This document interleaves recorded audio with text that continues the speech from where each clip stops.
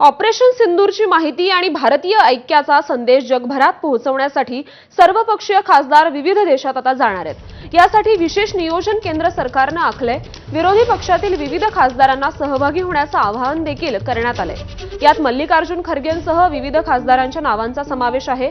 हे खासदार जगभरात फिरून पाकिस्तानचा भांडाफोड करणार आहेत। येत्या 22 ते 23 मेच्या दरम्यान या शिष्टमंडळाचे दौरे सुरू होणार आहेत। तर काँग्रेस अध्यक्षातर्फे पक्षाचे नेते जातील अशी माहिती ज्येष्ठ नेते जयराम रमेश यांनी दिली आहे।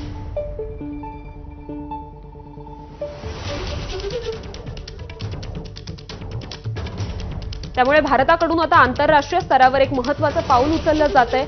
पाकिस्तानकडून जो खोटा प्रचार या संदर्भात केला जात होता त्याला उत्तर म्हणून आता भारताचं शिष्टमंडळ विविध देशांमध्ये फिरून ऑपरेशन सिंदूर बद्दल प्रचार करणार आहे। तर हे खासदार ऑपरेशन सिंदूरची माहिती देणार आहेत। त्यामध्ये शशी थरूर हे काँग्रेसकडून असतील, सलमान खुर्शीद हे देखील असतील, सुप्रिया सुळे राष्ट्रवादी शरद पवार पक्षाकडून असतील, तृणमूल काँग्रेसकडून सुदीप बंदोपाध्याय, MIM कडून असदुद्दीन ओवेसी आणि शिवसेना शिंदे गटाकडून श्रीकांत शिंदे असतील,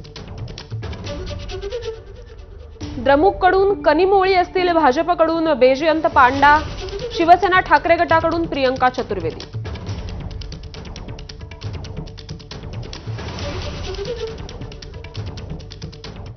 ऑपरेशन सिंदूर दरम्यान भारताने पाकिस्तानचे 600